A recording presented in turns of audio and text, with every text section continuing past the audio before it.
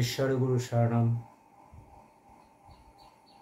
আজকের বিষয় নিয়ে এসেছি সাকারবাদ ধর্ম না।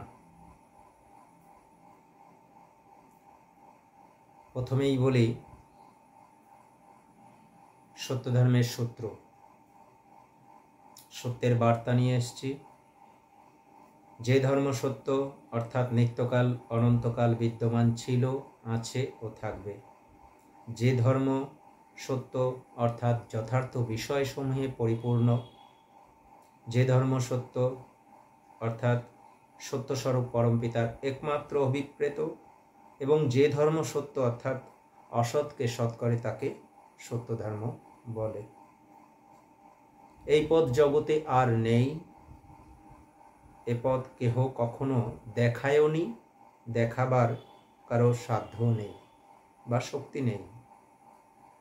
এই পথের লাভের উপায় একমাত্র উপাসনা ও গুণাভ্যাস অর্থাৎ গুণ সাধনা।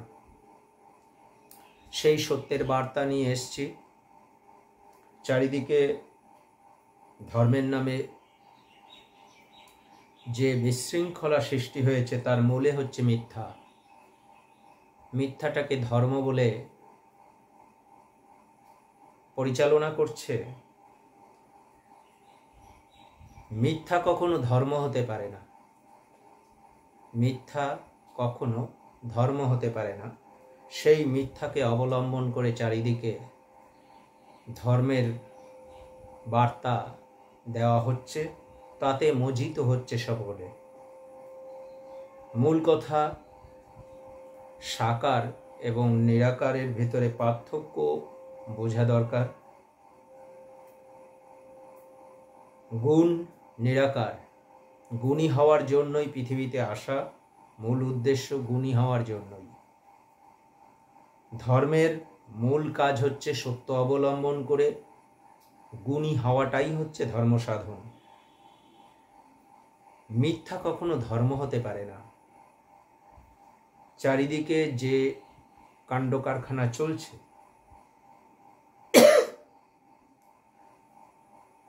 সেটা ধর্ম না, পুরোটাই হচ্ছে সাকারবাদ। কেন? সাকারটা কি, কাকে সাকারবাদ বলা হচ্ছে আর নিরাকার কি, এটার যদি পার্থক্য করা যায় তাহলে পরিষ্কার হয়ে যাবে বিষয়টা। গুণ ধরা যায় না, ছোঁয়া যায় না, দেখা যায় না, খালি অনুভব করতে পারি, গুণের শক্তি বুঝতে পারি। গুণী হওয়া যায়।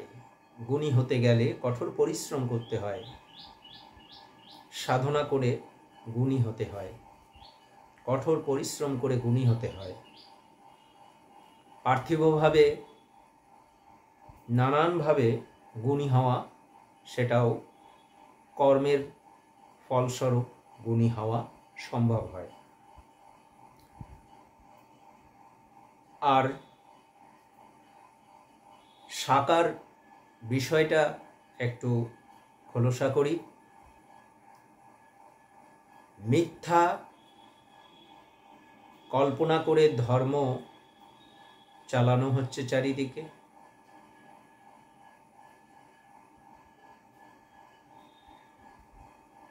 অন্যের একটি ছবি এনে বলা হলো এটা আপনার ছবি। সে কখনোই মানতে পারবে না এটা আমার ছবি। যারা গুণ অর্জন করে দেবত্ব বা ঈশ্বরত্ব লাভ করেছে, তারা কি করে ওই ছবি মূর্তির ভেতরে আসবে যেটা তার রূপ না? তারপর তাকে আবার বলা হচ্ছে তিনি পরমেশ্বর, তিনি সৃষ্টিকর্তা। মূল কথা হচ্ছে সৃষ্টিকর্তা কে? সৃষ্টিকর্তা হচ্ছে অনন্ত অনন্ত। গুণ যখন নিরাকার, প্রথমেই বলা হলো গুণ নিরাকার, তার দৈর্ঘ্য নাই, প্রস্থ নাই, উচ্চতা নাই, ঘনত্ব নাই, খালি গুণ। সে নিরাকার এবং তাকে অন্তরস্থ করা যায়, গুণের শক্তি অনুভব করতে পারি। সেই গুণ অর্জন করে গুণী হয়ে তাকে যদি আমি সেই গুণটা অর্জন করাটাই হচ্ছে ধর্ম সাধন। তিনি গুণী হয়েছে, তাকে যদি ওই গুণটা অর্জনের জন্য তাকে যদি আমি পুজো করি, সেটা সাকারবাদ। সে সাহায্য করতে পারে। সাকার আর নিরাকারের ভেতরে পার্থক্য, সাকার সবই মিথ্যা। সাকার কিন্তু এক অর্থে আমরা যেটা ধরতে পারি, ছুঁতে পারি, পঞ্চ ইন্দ্রিয় দ্বারা গ্রহণ করি যেটা, সেটা সাকার। জল সাকার, আগুন সাকার, বায়ু সাকার, আকাশ সেটাও সাকার, আমরা দেখতে পাই। তাহলে এগুলো দ্বারা যে বস্তু তৈরি হয়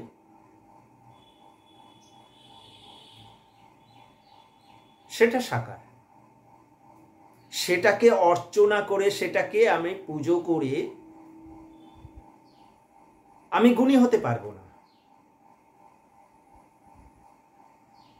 আমাকে গুণী হতে গেলে উনি যে যে গুণগুলো অর্জন করে দেবত্ব, ঈশ্বরত্ব লাভ করেছে, সেই গুণগুলো আমাকে রপ্ত করতে হবে। তো ওনাকে পুজো করে আমার লাভটা কি? ওই দেব বা দেবীকে পুজো করলে আমার গুণ অর্জন হবে না। ওই দেব বা দেবী যে গুণে পারদর্শী হয়েছে, সেই গুণগুলো আমার রপ্ত করতে হবে। কেননা সেই গুণগুলো নিরাকার। সেই গুণ নিরাকার গুণগুলো অর্জন করে ও দেবত্ব বা ঈশ্বরত্ব লাভ করেছে। সেই গুণগুলো আমার ভেতরে যদি আমি অর্জন করতে পারি, তাহলেই সেটাই ধর্ম। গুণী হওয়াটাই ধর্ম। সে পার্থিব গুণ অর্জন করুক বা আধ্যাত্মিক গুণ অর্জন করুক, বিষয়গুলো একই।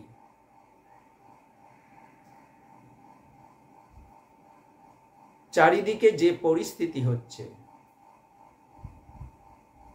কল্পনা করে একটি মূর্তি তৈরি করা হলো, সেই মূর্তিটাকে পুজো করা হচ্ছে, এটা মিথ্যা। কল্পনা মাত্র মিথ্যা। সেই মিথ্যা মূর্তিতে পুজো করা হচ্ছে, তার গুণগুলো সেই যে দেবতার নাম করে ওই মূর্তিটায় পুজো করা হচ্ছে, সেই দেবতার মতন তাকে দেখতে না। অন্যের একটি ছবি এনে বললাম এটা আপনার ছবি, এটা আপনি মানতে পারবেন না। তাহলে ওই দেবতা কি করে গুণ অর্জন করে, সত্যকে অবলম্বন করে গুণ অর্জন করতে? এটা তো সবাই বুঝতে পারে যে এটা তো বিজ্ঞানসম্মত যে সত্য অবলম্বন করেই গুণ অর্জন করা যায়। এটা চিরসত্য। তো তাহলে সত্য অবলম্বন করে সে গুণী হয়েছে, দেবত্ব অর্জন করেছে, তাকে যদি সে মিথ্যা মূর্তিতে আসবে কি করে? এইমাত্র একটা সাধারণ বিষয়। অন্যের একটি ছবি এনে বললাম এটা তোমার ছবি বা আপনার ছবি, তাহলে আপনি মানতে পারবেন না। তাহলে ওই সত্য অবলম্বন করে যে দেবত্ব অর্জন করেছে, সে কি করে ওই ছবি মূর্তিতে আসবে, ওই মিথ্যা মূর্তি ছবি ভিতরে আসবে? এই যে সামান্যতম, অতি সামান্যতম দুটো লেখাপড়া তো করেছ, দুটো বিদ্যা অর্জন তো হয়েছে, তাহলে এইটুকুনো বোধ ঢুকছে না কারো মাথায়? গুণ নিরাকার, সেই গুণ অর্জনই ধর্ম সাধন। গুণ সাধনটাই ধর্ম সাধন। মিথ্যা সাধন ধর্ম সাধন হতে পারে না।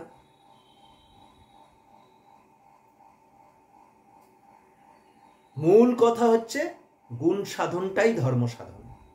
গুণ নিরাকার। গুণ অর্জন করতে সময় লাগে। কর্ম দ্বারাই গুণ অর্জন করতে হয়, অধ্যাবসায় গুণ অর্জন করতে হয়। তাহলে সেগুলো যদি না করে চারিদিকে যে পরিস্থিতি হচ্ছে, এবার একটু বিস্তারিত যাই ভেতরে গভীরভাবে। ভাবনা চিন্তা কল্পনা মাত্র মিথ্যা। পঞ্চভূতের দেহ থাকে না,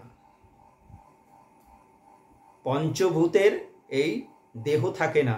কি কি আছে আমাদের এই দেহের ভেতরে? মাটি আছে, জল আছে, আগুন আছে, বায়ু আছে, আকাশ আছে, এগুলো সবই আছে আমার ভেতরে।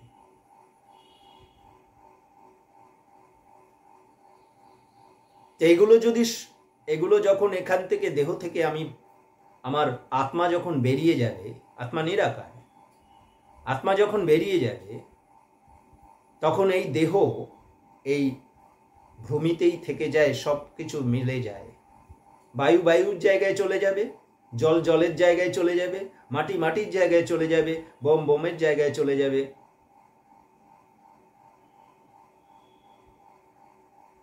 তাহলে এখানে বিধর্মীদের মানলে ওখানে স্বর্গে নারী সুখ পাওয়া যাবে, এটা ধর্ম? এই মিথ্যা। আর সেইগুলোতে মজে যাচ্ছে সকলে, কল্পিত ছবি মূর্তি পুজো করছে, সেগুলোতে মজে যাচ্ছে। মিথ্যাচার, বিষয় একই, আলাদা কিছু না। এগুলো তো ভাবতে হবে, সবাইকে বিচার করতে হবে। তো কতদিন চলবে এগুলো? একটি পাথরকে চুমু দিলে স্বর্গে যাওয়া যায়। এই যে পাথরকে চুমু দিলাম, স্বর্গে যাওয়া যাবে, স্বর্গে নারী সুখ পাওয়া যাবে, দেহই থাকে না। এই যে ভাবনা চিন্তা, এখানে পাপ করলে ওখানে তেলে ভাজে, কুচি কুচি করে কাটে, বিষয়গুলো একই, কোনো আলাদা নেই। সে অন্যভাবে বোঝাচ্ছে, এ অন্যভাবে বোঝায়। এই ধর্ম এইভাবে বোঝাচ্ছে, এখানে পাপ করলে ওখানে গরম তেলে ভাজে, বিষয়টা একই। বাবা পঞ্চভূতের কিছুই কোনো ভূতটা থাকে না, তাহলে ওখানে তেল আর কি, কড়াই কি, আর ভাজবে কি? যন্ত্রণা বোঝাতে পারছে না, সুখ বোঝাতে পারছে না। একটি ধর্ম সুখ বোঝাতে পারছে না, একটি ধর্ম সুখ বোঝাতে পারছে না, আর একটি ধর্ম পাপ বোঝাতে পারছে না। পাপ কি জিনিস, যন্ত্রণা কি জিনিস সেটা বোঝাতে পারছে না, কষ্ট কি জিনিস সেটা বোঝাতে পারছে না, সুখ কি জিনিস বোঝাতে পারছে না, দুঃখ কি জিনিস বোঝাতে পারছে না, কষ্ট কি জিনিস বোঝাতে পারছে না। এইগুলো বোঝাতে পারছে না। মূল কি? গুণ।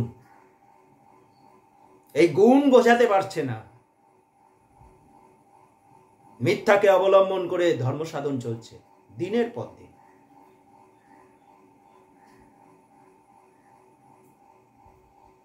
ভাব, যত রকম ভাব রয়েছে যে এখানে এইগুলো করলে আমি পরলোকে, এই যে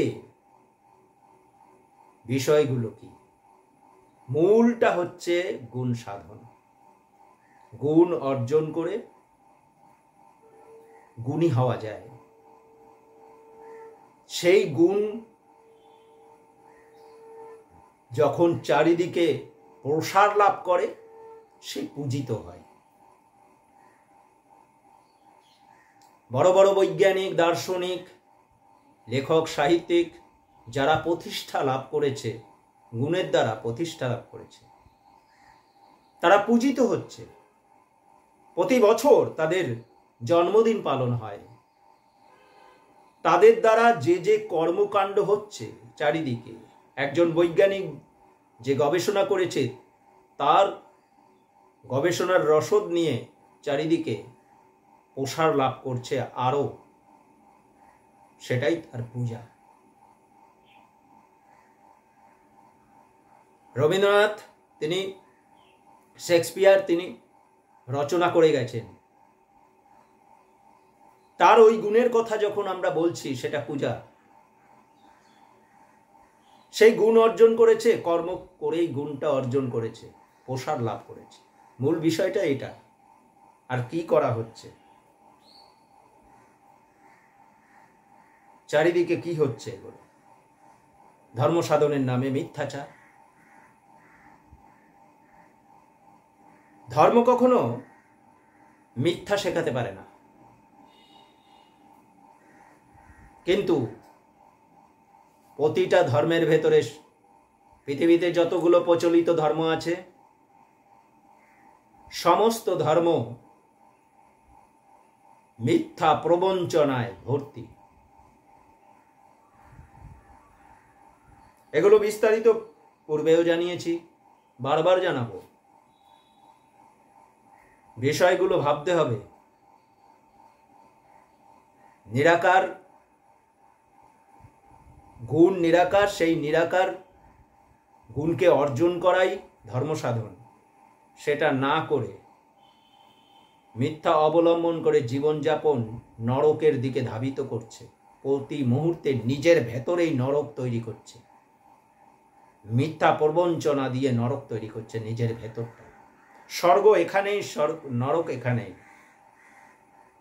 স্বর্গ সুখ লাভ করতে গেলে গুণী হতে হয়।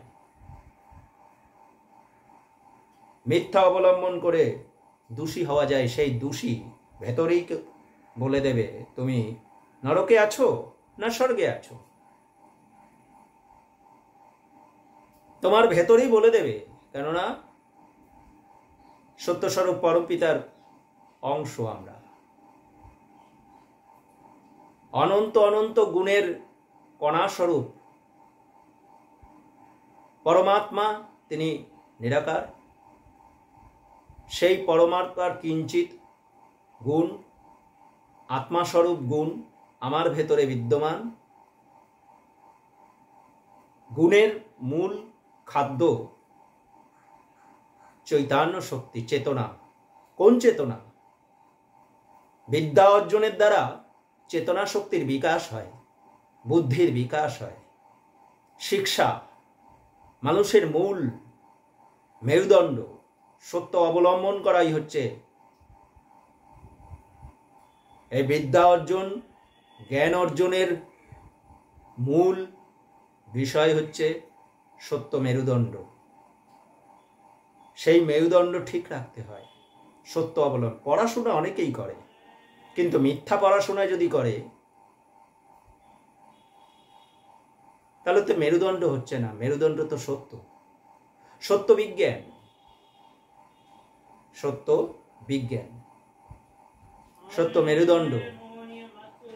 এই যে পড়াশোনার মূল, সত্যকে অবলম্বন করে যদি পড়াশোনা করা হয়, তার কার্য প্রত্যক্ষ করতে পারবে সবাই। সত্য অবলম্বনেই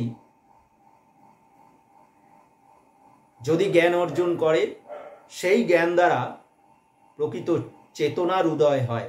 কোনটা সত্য কোনটা মিথ্যা সেটা বোঝার শক্তি তৈরি হয়। তখন ওই নিকৃষ্ট ভাব আসবে না কখনো। ওই মিথ্যা মাত্র পাপ, ওটা কালী না, ওটা দুর্গা না, ওটা সরস্বতী না। ওই পাথরকে চুমু দিলে স্বর্গে যাওয়া যায় না।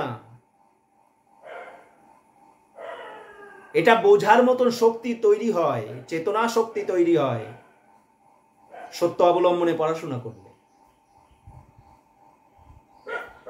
হিংসা শেখানো হচ্ছে, প্রতিটা মুহূর্তে হিংসা শেখানো হচ্ছে। একটি ধর্মে তো খুব সুন্দরভাবে আছে, মহাভারতের আদি পর্বে লেখা রয়েছে, সবসময় মিথ্যা কথা বলো। এই যদি ধর্ম সাধন হয়, তারা কি শিখবে? ধর্মের ভেতরেই সেটা লেখা রয়েছে। সেটা যখন পড়বে তখন মনে হচ্ছে হ্যাঁ সত্যি তো, সবসময় মিথ্যা কথা বলা যায়। সেটা শেখানো হচ্ছে, ওটা শেখানো হচ্ছে ওখানে, ওই ধর্মে শেখানো হচ্ছে। আর এক ধর্মে শেখানো হচ্ছে পাথরকে চুমু দিলে স্বর্গে যাওয়া যায়, বিধর্মীদের মারলে, ওই হিংসা করলে ধর্ম সাধন, হিংসা শেখানো হচ্ছে। ধর্মের মূল কাজ, গুণের মূল কাজ হচ্ছে সবাইকে আপন করে নেওয়া, ভালোবাসা, হিংসা না করা, এটা যদি ধর্মের ভেতরে শেখানো না হয়, সত্য শেখানো যদি না হয়,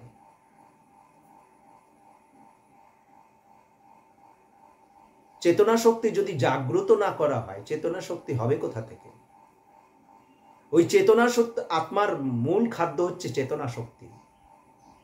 তা চেতনা শক্তিটা উদয় হবে কোথা থেকে? পড়াশোনা করে, জ্ঞান অর্জনের দ্বারা, সত্য অবলম্বনে পড়াশোনা করলেই চেতনা শক্তির ধীরে ধীরে, চেতনা শক্তির যে যার যত বড় চেতনা শক্তির অধিকারী হয়েছে সে তত বড় দার্শনিক হয়েছে, বৈজ্ঞানিক হয়েছে। মূল কিন্তু এটাই। কিন্তু ধর্মটাকে কল্পনা করে ফেলেছে। ধর্ম যে বাস্তব, সত্য যে বাস্তব, মিথ্যা যে অবাস্তব, সেটা বুঝতে হবে। মূল কথা, সত্যকে অবলম্বন করে জীবন যাপন করাটাই হচ্ছে ধর্ম সাধন। তাহলে মূল বিষয়টা একটু আরেকটু যদি যে বিষয়টা খুব ভালোভাবে প্রথমেই বললাম, যে গুণ অর্জন করেছে তাকে আমি শ্রদ্ধা করব, যে গুণ অর্জন করেছে তাকে যদি আমি ক্রমশ খালি ওই বাহ্যিকভাবে যদি আমি পুজো করে যাই, আমি গুণী হতে পারবো না। তাকে যদি আমি পড়াশোনা করতে পারি, তাকে পড়াশোনা অর্থাৎ সে যেভাবে গুণী হয়েছে সেইভাবে যদি আমি গুণী হতে পারি, তাহলে প্রকৃত পূজা হবে। সেই গুণগুলো যে উনি রপ্ত করেছেন, সেই গুণগুলো সবই হচ্ছে নিরাকার। আমি যতক্ষণ ওনাকে পুজো করব, বাহ্যিক দৃষ্টিতে ওনাকে যতক্ষণ পুজো করব, ওই গুণ ছাড়া, ওই ফুল চন্দন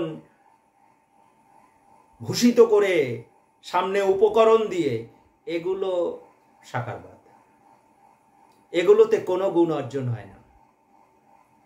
শ্রদ্ধা কিছুটা হয়, এতে কিছু হয় না। উনি যে গুণী হয়েছেন, উনি যে এত সিদ্ধির অধিকারী হয়েছেন, এতটা গুণী হয়েছেন, উনি যে গুণগুলো অর্জন করেছেন সেই গুণগুলো আমাকে অর্জন করতে হবে। এটাই প্রকৃত পূজা, এটাই নিরাকার। সেই জন্য গুরুদেব একটি কথা বলেছে, গুরু পূজা সূক্ষ্মভাবেই প্রধান, স্থূল গুরু পূজা প্রধান না, অপ্রধান। সুতরাং সাকারবাদ মিথ্যা, সূক্ষ্ম গুরু পূজাই প্রধান। সেখানে সূক্ষ্ম গুরু পূজাতে গুরুদেবের ছবি, মূর্তি কিচ্ছু রাখা যাবে না, কোনো উপকরণ কিচ্ছু দেওয়া যাবে না। খালি তিনি যে গুণগুলো অর্জন করেছেন সেই গুণ দিয়ে তার গুণকীর্তন করাটাই হচ্ছে সূক্ষ্মভাবে তাকে পুজো করা। পুজো কথার অর্থ সাকার অর্থে ব্যবহার হয়, নিরাকার গুণের পূজা করা যায়। গুণকে যখন আমি সেগুলো বিশ্লেষণ করতে থাকব, গুণকে যখন ভেঙে ভেঙে ভেতর দিকে ঢুকতে থাকব, প্রকৃত তার অর্থ যখন আমি জেনে সেটাকে বুঝতে শিখে যাব, আর সেইটা যখন আমার ভেতরে আয়ত্ত করতে সমর্থ হব, সেটাই মূল। সেই নিরাকার গুণকে আমি যখন আমার ভেতরে রপ্ত করতে সমর্থ হব, সেটাই হচ্ছে ধর্ম সাধন। কিন্তু আমি যদি ওই ইট কাঠ পাথর একটি যা খুশি তাই একটা বানিয়ে, এবং তাকে আবার বলছিস সৃষ্টিকর্তা, কি করে হয়? যে ছিল, এখন আছে, পরেও থাকবে, আর এগুলো স্থূল কি, যাকে ধরা যায়, ছোঁয়া যায়।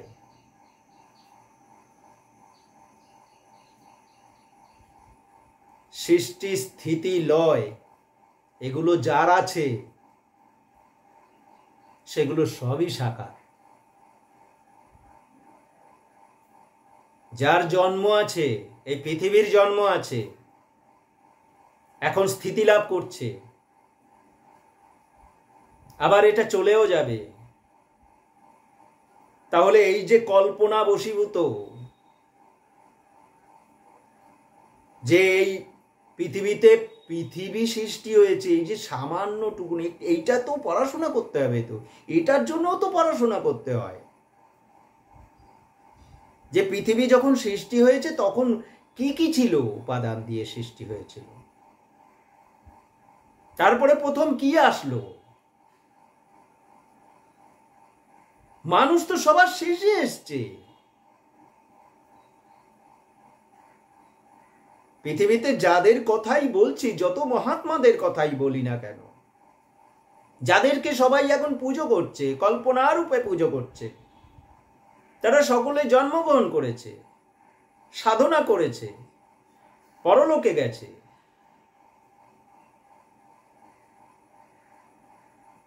তাদেরকে পুজো করে লাভটা কি হবে?